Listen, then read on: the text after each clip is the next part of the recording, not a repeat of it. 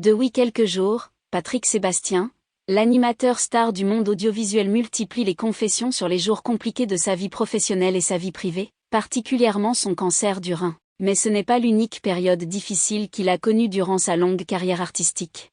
Souvenez-vous, Patrick Sébastien s'était aussi confié sans détour sur sa tentative de suicide après sa séparation avec la chanteuse française Marie-Myriam. Dans son ouvrage Vivre et renaître chaque jour, publié aux éditions XO ce jeudi 29 septembre 2022, l'ancien présentateur du plus grand cabaret du monde s'est livré à cœur ouvert sur ces sujets de la vie qui le marqueront à jamais. C'est le cas pour la disparition de son fils Sébastien, décédé à l'âge de 19 ans le 15 juillet 1990 des suites d'un grave accident de la route survenu en Camargue. Si des moments très personnels sont évoqués dans son livre autobiographique, il revient par ailleurs sur un accident survenu lors d'un tournage du plus grand cabaret du monde. Drame sur le tournage du plus grand cabaret du monde. Traumatisme en 2019 pour l'ex-compagnon de Nana, de son vrai nom Nathalie Bouteau, sur le plateau de l'émission anciennement diffusée sur France 2. La répétition du plus grand cabaret du monde avant l'enregistrement du soir est sur le point de s'achever. Tout s'est bien passé, malgré ma superstition. Dans nos métiers artistiques, la couleur verte est prétendue porter malheur. C'est ce que raconte la légende.